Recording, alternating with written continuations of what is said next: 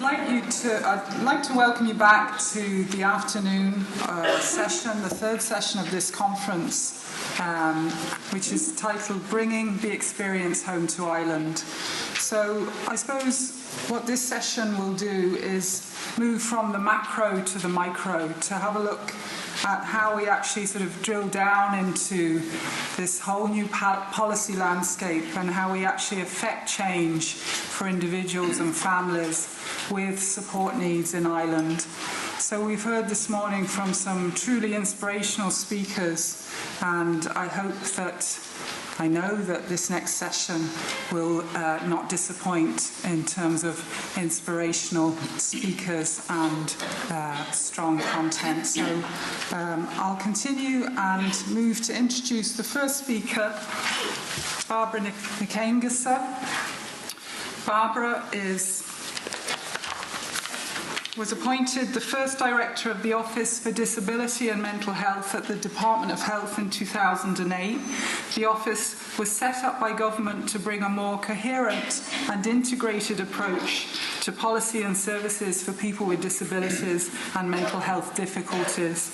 Prior to this appointment, Barbara was Deputy Director of the Office of the Minister for Children.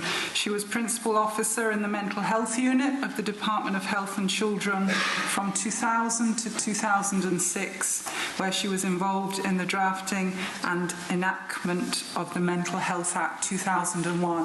You're very welcome, Barbara.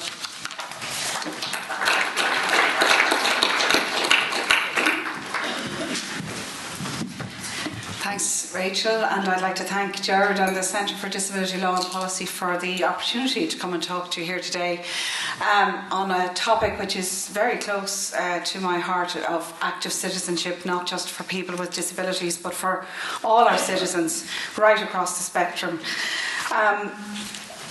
Many of you, or some of you anyway, certainly in this audience would have heard me give this talk before, and some of you have heard it more than once, so I have to apologise to you. I'll try and make it a little bit different. For those of you who haven't and who may not know, as Rachel has said, the Office for Disability and Mental Health is based in the Department of Health.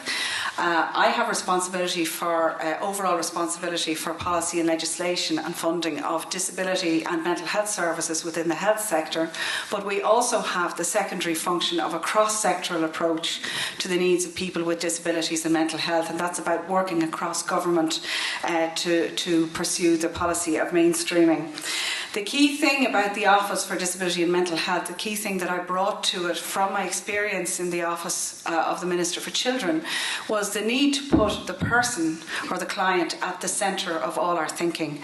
The person with a disability or the child, whoever we're talking about, put that at the centre and get all of us who are the actors or stakeholders or whatever you want to call, whether we're at national level, whether we're service providers, whether we're families, whether it's other state services or private sector, put the person at the centre and work out what it is we want to achieve for the person, and that unites us then and enables us to work together collaboratively. So that's where we're coming from in the Office for Disability and Mental Health, and there's a whole separate talk I could give you about what we're trying to do with other departments and agencies of the state in education, in housing, in employment, to try and bring about the government's goals in relation to that. But I'm going to talk today about what's up there, reforming the disability services. So it's more about the themes that we've had today about what needs to change in relation to the disability services that are funded under the health sector at the moment. There have been lots of references today to the importance of policy, and if ever we had an example of how making policy and enacting legislation on their own doesn't change anything, I think Ireland's experience with the National Disability Strategy speaks volumes. As many of you know, we have had a National Disability Strategy now for nearly 10 years, 2002. It's been government policy that we have a mainstreaming agenda for people with disabilities. We need to move away from this benign paternalism that we've inherited, from the dominance of social care and health care, and focusing on the equality and citizenship agenda, the needs of the people with disabilities and their rights. The disability strategy was set up in great fanfare with coordinated cross-governmental committees and lots of process, very elaborate structures, partnership with the disability sector, with stakeholders as they were called, and these were the good old days, lots and lots of money and legislation. Disability Act, Education for Persons with Special Needs Act, Employment Equality Acts, and so on and so forth. And what were we trying to do? This was the ultimate goal. This is what everybody signed up to. Motherhood and apple pie. People with disabilities fully participating in our communities. And I think Pat Fratangelo put it very well earlier. Normal lives, nothing special. This is what it's about. This is citizenship and this is social inclusion. And that was what we were trying to do. But what have we got? Almost 10 years on, this is still the reality for people with disabilities in our country. 16,000 people within a day setting, 90% of those segregated in groups, 9,000 people in congregated settings, in residential settings, 4,000 of those in institutions with 10 or more people in them, and you've heard about them earlier.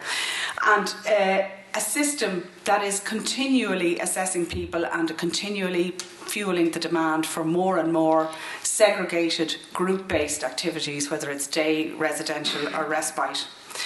I must confess I'm not surprised that our visitors from the UK and from British Columbia are a bit shocked at our institutions, because I know that in other countries in the Western world they've moved away a long time ago from institutionalisation, but I think in Ireland we're very fond of institutions. We have a very sad legacy of institutions, and we're still doing it. We're still putting people into institutions, and what I would really like to see is the day when we can actually say no more admissions and start working from that. We haven't got there yet, but we do need to get there.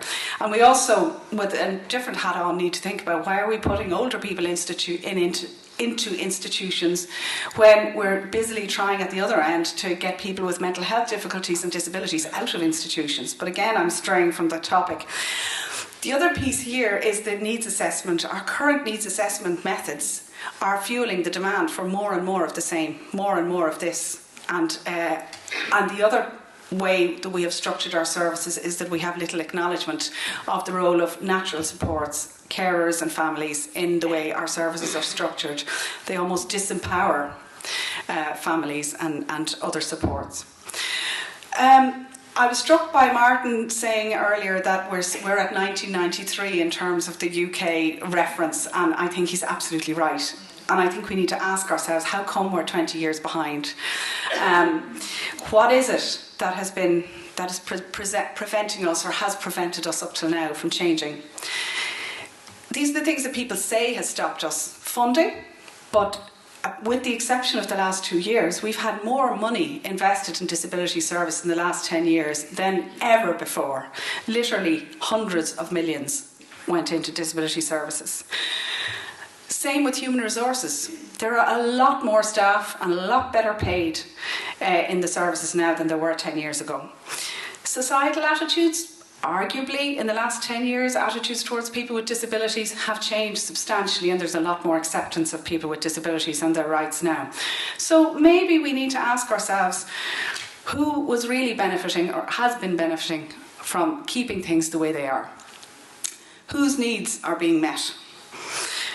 What we decided in the Office for Disability and Mental Health is that we needed to ask people what they thought about the services and what they felt about what they're getting at the moment and what they wanted to see in the future.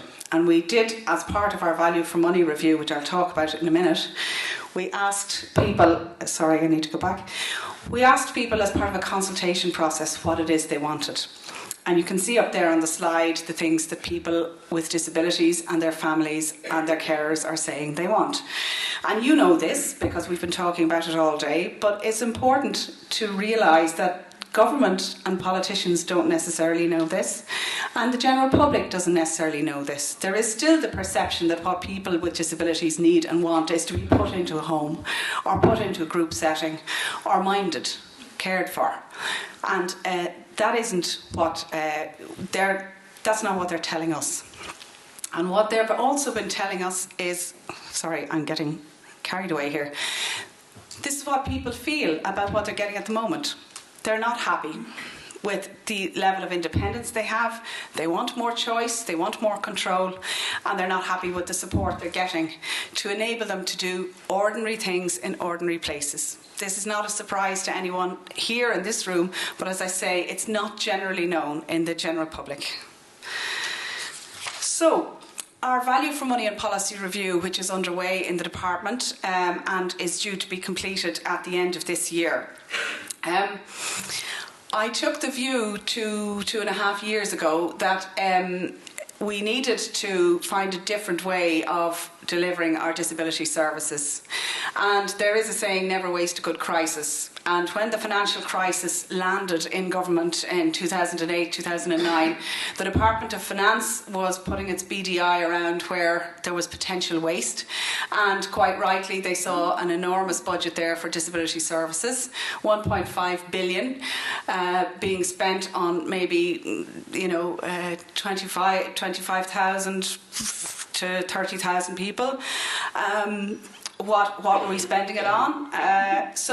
Here was an opportunity. We were required to do a value for money review. Here was an opportunity to transform it into a value for money and policy review. As I say, it could have been a cuts exercise and just getting savings. We've transformed it into a way of looking at how can we change things, emphasising effectiveness as well as efficiency and economy. So that's, in layman's language, the terms of reference for our value for money review. How much are we spending at the moment and what are we spending it on? But more crucially, and the last three questions I think are more important, are we spending it on the right things? And are we getting the results we want? And if not, is there a better way? So when we set up this Value for Money review 2 years ago, we had two teams. One team was doing the number crunching, which is about where's the money going at the moment. And that's a lot of work and a lot of detective work. And again, another talk about that, but not for today. The second team then was doing the policy review, which has been mentioned several times already today. And the policy review was put up on our website for consultation on the 7th of October, and I must say I certainly hear you about the deadline, which is very, very tight, and I know today is officially the closing date, but I can tell you today, for any of you who are concerned, we will be very happy to accept submissions for the next 2 weeks. What I would just ask you as a favour is, if you plan to send in a submission, if you wouldn't mind just emailing us today or first thing Monday morning to say that you'll have it in the next 2 weeks. The reason being is we have our final or our penultimate meeting of our steering group for the Value for Money strategy on the 29th of November, and we want to be able to tell the steering group what it is that the public are telling us about the review, and because we're also then presenting them with the results of our number crunching piece of where the money is going at the moment. So these are the key messages in the policy review, and again, they won't come as any surprise to you. They're the stuff of what we've been talking about today. The expert review group that came up with these consisted of people with lived experience of disability, families with family members as well, and experts, service providers and others, policy makers and so on. But as I say, it's there, it's out there, and we want to hear from people. I can give you a sneak preview of what we've heard so far, and it's mainly about people not having any difficulty, in fact welcoming a lot of the vision in the review, but a lot of questions about how is this going to happen, how are you going to do it? And I have to say that, of course, we don't have all the answers yet. And that's one of the reasons why something like today is so useful, because we get an opportunity to think about it. It is a challenge for us. How are we going to have a good needs assessment system? How would we link that to funding? What kind of structures do we need? The government's programme talks about reforming the health sector as a whole, and a lot of the focus in the media has been on the plans for hospital trusts and a cure system and a health insurance system. But for the care services, the government programme is talking about having a care authority. A care authority could play a role in rolling out individualised budgeting and personalised services for people with disabilities. There's also challenges for everyone in the system, no matter where you are. Existing service providers need to think about how they may need to change their role and what they do. And service users, parents and carers will certainly need a lot of support and a lot of help and a lot of engagement to transition to the other arrangements.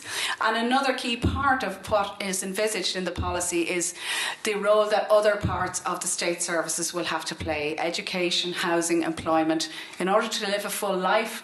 The key thing about people with disabilities, I think, for the ordinary person is to say these people are not sick. They don't need a health service unless they're sick. What they do need are access to the mainstream services and supports to live a full life as an active citizen in the community. So the key issues for me going forward, the key principles would be: we need individualised budgeting, but as has been already said, they are not silver bullets. They are a means to an end.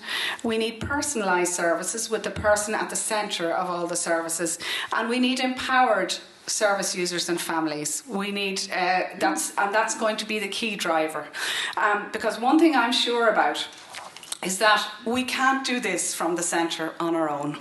This needs to be, we need to have engagement at all levels. Certainly those of us at the centre can give the lead and make the plans, but for it to really happen, we need engagement at all levels.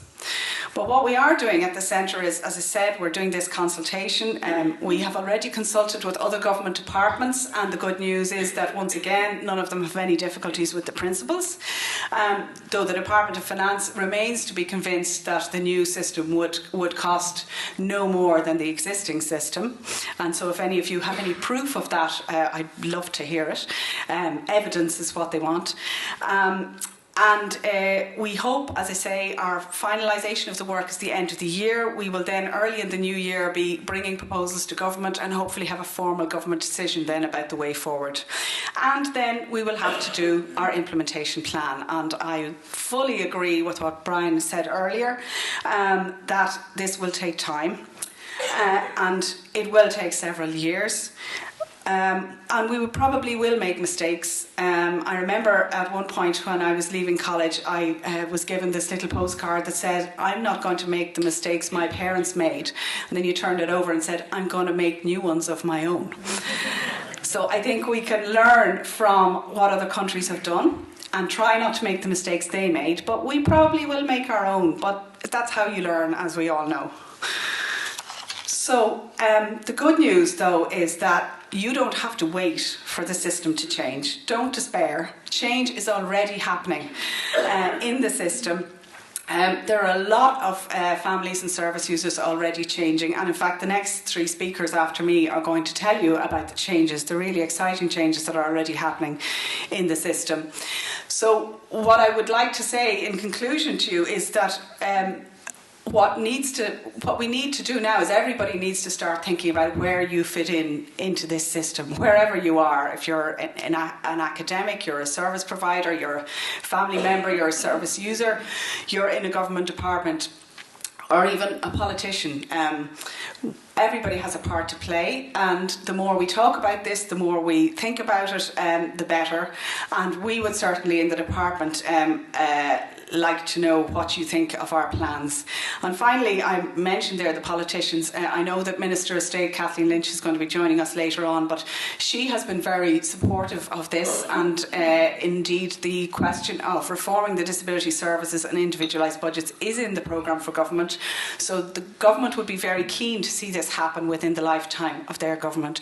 So in my own head, that's the time frame. It's the next 4 years, and it is a real opportunity for us to do things. And as I said, at times may be hard, but in one way that is a great time to make change when things are tough. And I hope that by working together we can all bring about the change for the people who need it. Thanks very much.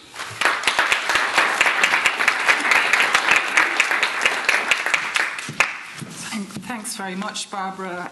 Thank you for your leadership in this area, which is not going unnoticed. So we heard from Barbara about our pursuance of the policy of mainstreaming and the need to put the person at the centre of our thinking and work out what it is that we want to achieve for the person. We heard from Bairbre that, yes, we've had a national disability strategy for 10 years, and that's a great example of how policy and legislation doesn't always translate into implementation. We need only look at the present reality for people in this country to understand that. We also heard about the needs assessment system that we're using that is fueling the need for the systems that we currently have. And yes, that we are perhaps in 1993.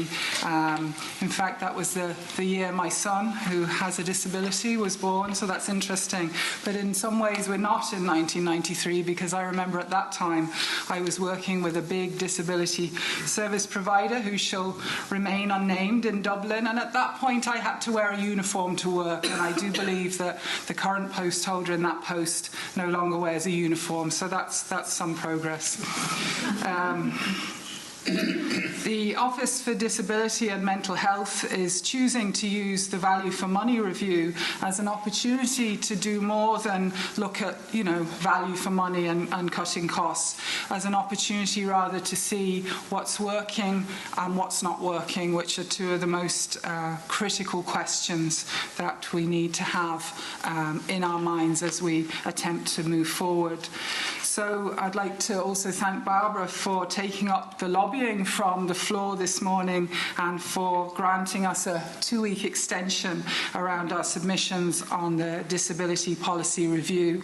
So thank you for that. And we heard also a sneak preview as to what people are submitting in terms of issues around the proposed policy direction, and that's very much centering on the how. How are we going to do this? So then, lastly, recognition from Bairbre that the Office for Disability and Mental Health cannot do this on their own. So this is a time then perhaps to reflect, a time to build allegiances, and a time to create a coalition of the willing. Thanks very much.